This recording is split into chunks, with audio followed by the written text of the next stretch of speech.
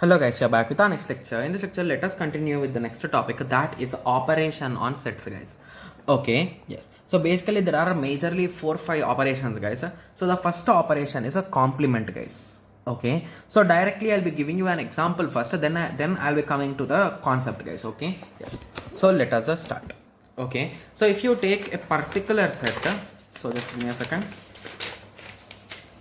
Okay, so we are assume that we are having the universal set U is equals to 1, 2, 3, 4, 5 and 6, and they gave that the values in set A are 2, 3 and 6, and now what they are asking is a complement of this particular A set equal to question mark. So basically what is a complement, guys? So if you recall, complement is nothing but opposite, right? Yes. So here in sets, what will be the opposite, guys? So whatever items are not in that set, those are nothing but the complement items, right? Yes. So basically what will be the set? Nothing but 1, 4 and 5.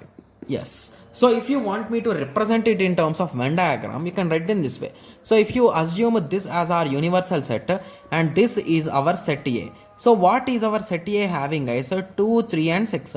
So what elements are not inside set? We are not having 1, we are not having 4, we are not having 5. So basically this external region, just give me a second. Okay, sorry for that, let us continue.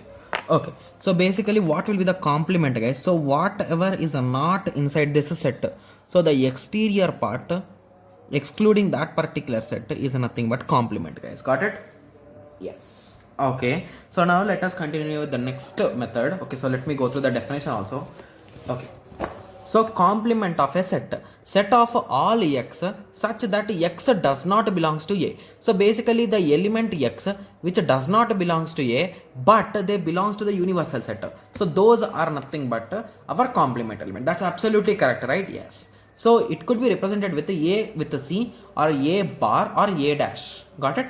Yes. So the representation will be x such that x does not belongs to A and x belongs to U. Got it? Yes. So that indirect concept is nothing but the elements which are not with you but which are available in the universal set. So like 1, 4 and 5. Got it? Yes. So now I hope everyone got a clear idea with respect to this complement, right? Yes. So now let us go through the next operation, that is union of sets. Okay, so assume that you are having two sets, guys.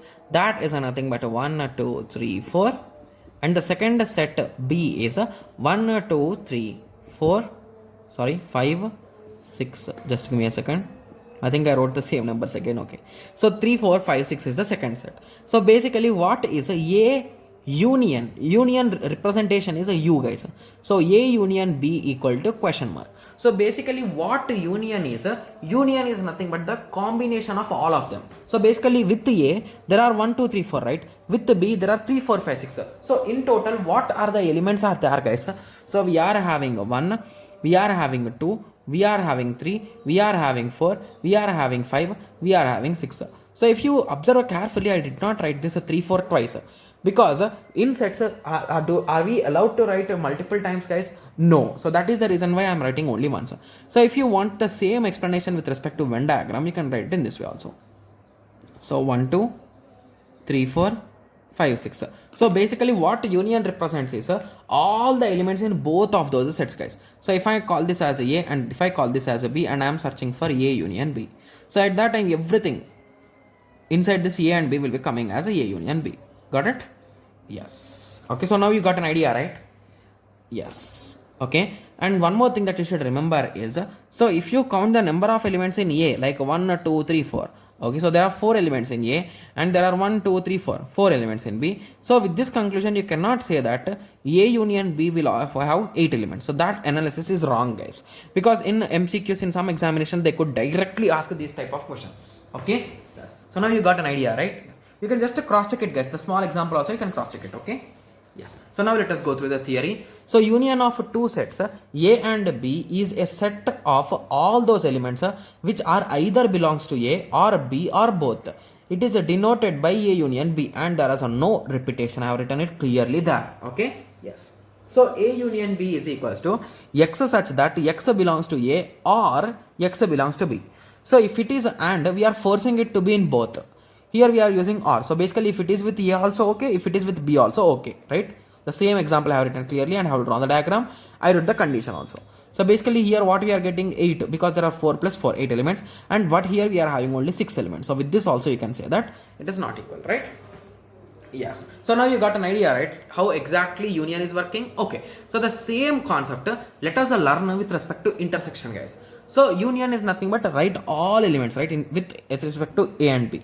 Intersection is nothing but the common elements in between these two. So just in place of this R, place and, guys.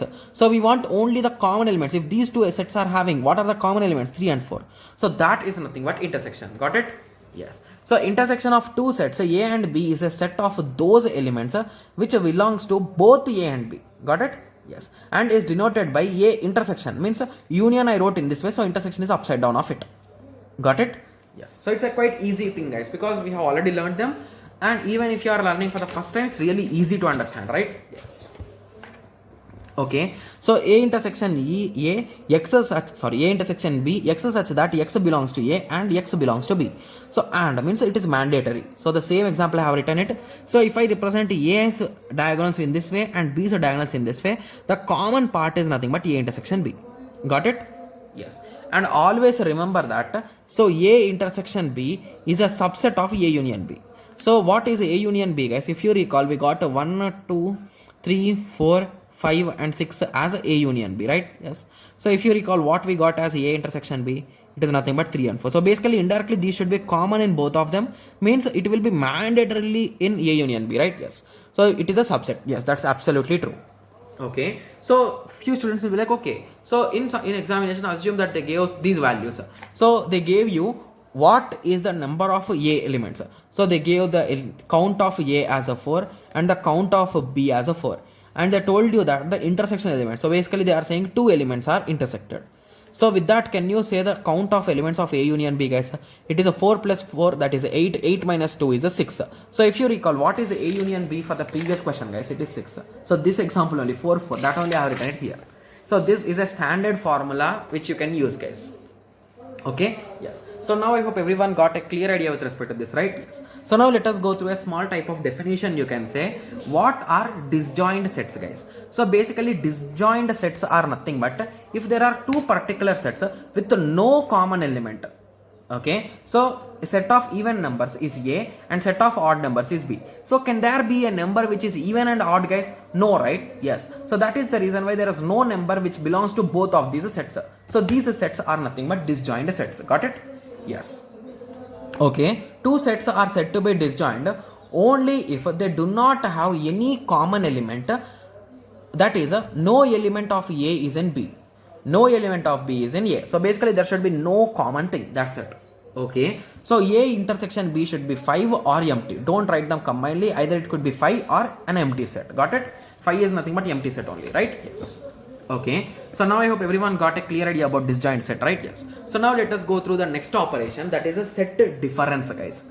Okay. So I think a few students will be a bit confused with this particular operation, guys, because once upon a time I also used to confuse when I used to be a kid. Okay. Yes. Okay. So let us start. So basically set difference is nothing but, let us take a small example. So assume that we are having a set A which is having 1, 2, 3 and 4, and we are having a set B which is having 3, 4, 5, 6. So now the question is, what is A minus B and what is B minus A? So these are nothing but the set difference things, guys. Okay, so the best method which I think to solve these type of questions is, so when you are doing A minus B, keep your finger on the A set, guys. Okay, and what you are minusing from A, you want to cancel B, right? Yes. So whatever you can cancel it. So 3 is here, 3 is here, 4 is here, 4 is here. Okay, so can you cancel 5, 6? No. Can you cancel 1, 2? No. So indirectly the end result of this is 1 and 2, right? Yes. So that is nothing but A minus B. Similarly, B minus A. So keep your finger on B, start cancelling. So again, these two will be cancelled. So at the end, we got 5 and 6. Got it? Yes. So at the end, this is the set difference, guys. Okay. Yes. So you are going to use a cancellation method to be clear. Okay. Yes. So if you want to draw the Venn diagram, you can draw in this way, guys. So if you observe carefully, what did I remove in these two sets, guys? I removed this 3, 4. So what is that 3, 4? It is nothing but A intersection B, right? Yes. So that is the logic here. So you are going to do A minus B means you will consider in only A set which is not in B. You can read it in that way also, okay? Yes. Okay, so now let us go through the definition. So a set of difference of two elements, two sets A and B is the set of all elements who belong to A but not belong to B. So they should be in A but they should not be in B. So those elements are nothing but the set difference elements. So if you write a small definition, A minus B is equals to X such that X belongs to A and X does not belongs to B. So that X should belong to A and that X should not belong to B. So that particular items are nothing but set difference. Got it? Yes. So the same example which I have explained you has been written here. Okay, so now few students will be like, okay, so this concept is easy, but is there any easy formula for us to remember? Like few students will be like that, right? Yes. So the best formula according to me will be for A minus B, you can apply this particular formula, guys. I think these formulas have been written further again. Okay, so I think I did not write them. Okay, anyway, let us learn them here itself. What's wrong in that? So A minus B is nothing but A intersection B complement, guys. So basically, if you observe carefully, what is a B complement here, guys? So B complement is nothing but 1, 2, right? Yes. So 1, 2 is nothing but B complement and A is this all part. So what is intersection between these two? It is 1, 2, right? Yes. So that is only A minus B, right? Yes. So this is a standard formula, you can say. Okay. Similarly, one more formula for A intersection B is A minus B. Okay. So I think few students will be like, okay, so is this really possible? Like, right? Yes. Because this formula seems to be a bit different, right? Yes. So what is A minus B in our example, guys? So in our example, A minus B is a 1, 2, right? Yes. And if I subtract this A, that is nothing but 1, 2, 3, 4. Okay, let me write it here. So 1, 2, 3, 4. I want to subtract 1, 2 from it. Means I'll cancel these two. So at the end the result is 3, 4. So that is nothing but intersection, right? Yes. So these are the two standard formulas which could be asked in examination. But please remember, guys, whenever you hear the word formula, please don't try to remember them, guys. Just with small examples you can decode it, right? Then why to remember those formulas and make yourself confused, right? Yes. So always try to use these kind of examples, small examples, and solve it, guys. So even in PYQBs there are few formulas which I'll be solving directly with simple examples, guys. Okay, so there are only 2 diagrams. So if they give 2 sets, draw in this way. So 1, 2, 3. If they give 3 sets, draw in this way. Okay, so if you want to have more clarity, draw one item outside also.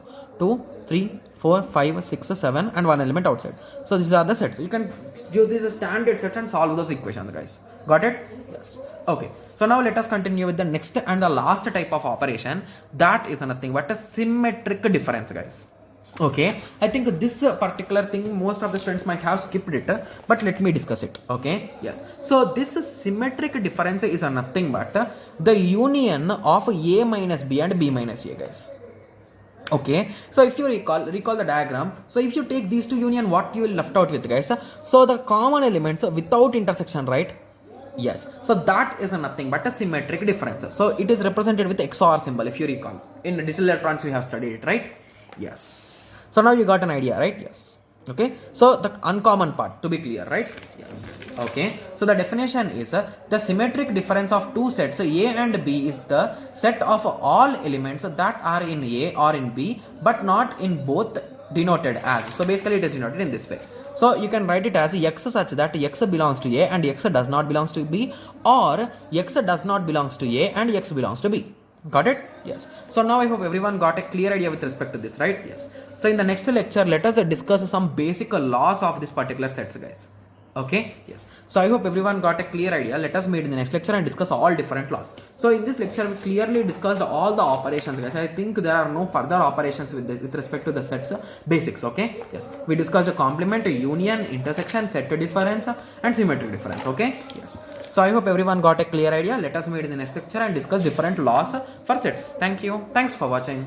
Like, share and subscribe for more awesome videos like this. Thank you.